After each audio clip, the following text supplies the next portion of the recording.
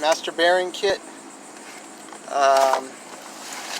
And I got the 355 gear set, the ring and pinion. I got this all painted, and I'm dropping it all off over here at Volusia Drivetrain.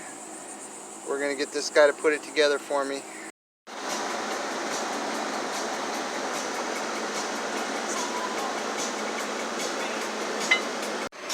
Alright, so the guy referred me over here to B&B Fastener. I'm going to pick up some nuts that I'm going to need for that differential. 3/8" fine threads with nylocks. Alright, I got my 3/8" fine thread nylocks I'm going to need for this differential. And this place has some really good prices. I'm going to have to come back here for more hardware. Here's where I bought my bends. Solar X. I just got back from Volusia Drivetrain, and we found out that the yoke had a coarse 10 spline. So I needed the fine spline, which had 29 splines. So I had to order a $82 spline or yoke. And then we checked out the axles, and he said I need new bearings and seals. So I spent another $120 on that. And then he noticed that there were no locking pawls. The retainer, there's some retainers on there that need these locking pawls. So I had to order 2 of those. That ended up being another 33 bucks. So a little bit more expensive than I thought, but we're going to go ahead and get those parts, and he's getting it done. Okay, I got my axle bearing and seals kit. So I'm going to run that over to the guy at the drivetrain place. He's going to put that together for me. Alright, I did a batch of nuts and bolts with sand instead of those little green pyramid things. Looks pretty good. Some of this still needs to be hit with a wire wheel, which kind of defeats the whole purpose if you're going to wire wheel it. But yeah, I'm not sure how. Yeah, this one looks pretty good. Let's see. Yeah, I mean, some of these just didn't. It's good, but it's not the best. So I don't know. I think this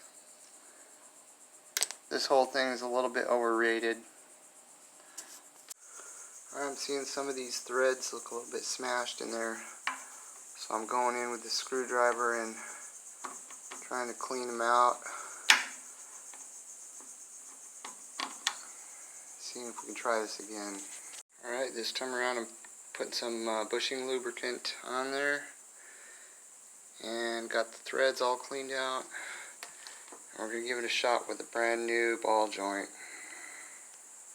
Okay, the ball joint went in real nice and tight, and it's all the way down there with no problems. Much easier this time. So I had ordered a center link for the Plymouth on eBay from a guy, and it was a new old stock one, and it was 140 bucks, but I ended up returning it. It had like rust all on it, so I didn't want it with rust. So I ended up ordering this other one that's actually a new part for a little bit more money. And I mean, it looks real nice, and it's got these foam washers and the grease fittings and the, you know, all the cotter pin and everything. I'm just hoping that I mean, it'll fit. It's the exact same length, but I'm just wondering about this bow in it. So I put a message on Facebook, and I'm going to see if anyone knows the answer to that. And I looked on Google and saw that there was another 58 Plymouth that had one with the straight across center link. So I'm hoping this will work, and waiting for the answer back on that before I put it all back together. Alright, I got this new center link in. It says it was for a 58 Plymouth, but as you can see, it doesn't have this bow. So I don't know if that's going to cause some clearance issues. I have to figure this one out. Okay, I got the message back from the eBay seller. He thinks that someone had bent that center link that was on the car to fit. He thinks it might have been a replacement. So he says this is the correct one. I'm going to go ahead and go with that, and hopefully there's no problem. Okay, I'm looking at this transmission and trying to identify exactly what type of transmission it is. It had stamped 1957 on it. So I'm going to try to look this up by these numbers and see what it comes up with.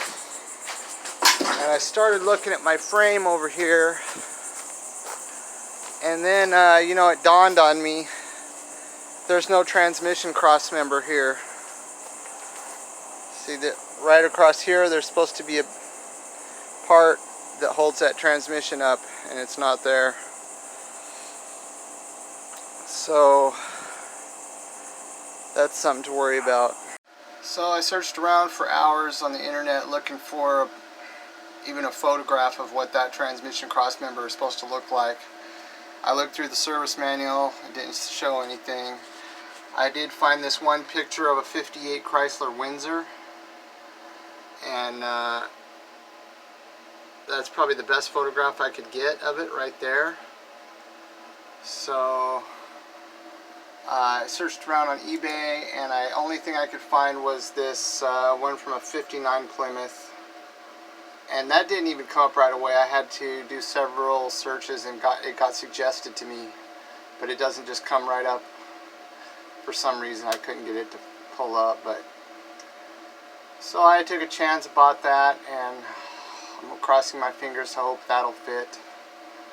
If not, then I'll be paying for the return shipping. Alright, I've been going through the service manual and trying to identify this transmission. It appears that it is a 2-speed automatic power flight transmission according to my manual, and I'm just getting an idea of what all these cables and stuff are for.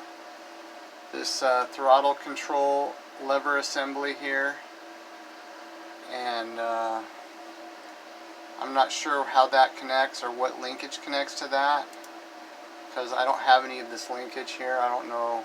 I'm going to have to figure that out. Also, these tubes up here appear to be plugged on the manual. So I'm going to have to figure out what that's all about. This cable here is the actual cable that shifts into different gears, like neutral, drive, whatever. This looks like this is the emergency brake. Because there's no park on this car, you just shift it into neutral, and then I guess there's a way to engage an emergency brake on there. There's the neutral switch. So, you know, I want to make sure that I have all the parts for this transmission and engine before I take it in to get rebuilt. I don't want to pay a bunch of money to have it rebuilt and then find out that I can't find any linkage, or some critical parts are missing, something like that. So I'm trying to figure it all out now and piece it together. So I've spent a lot of time getting all the paint out of all of this, the nooks and crannies of these upper control arm brackets. These mount to the frame, and I sandblasted them, wire wheeled them. You know, they've been sitting around for a few days. They started to develop rust again, so I sprayed them with metal prep. So then after that dries, you know, you're stuck going back through and brushing all that metal prep junk that's dried off of there. But as soon as it stops raining, I'm going to be getting these ready into some black acrylic paint and put some primer on them. I've got some more parts that need done. This the steering column shaft needs painted. These strut rods need painted. A few other pieces that I haven't sandblasted yet back there I'm going to do. So as soon as we get the rain to go away, I'll be doing that.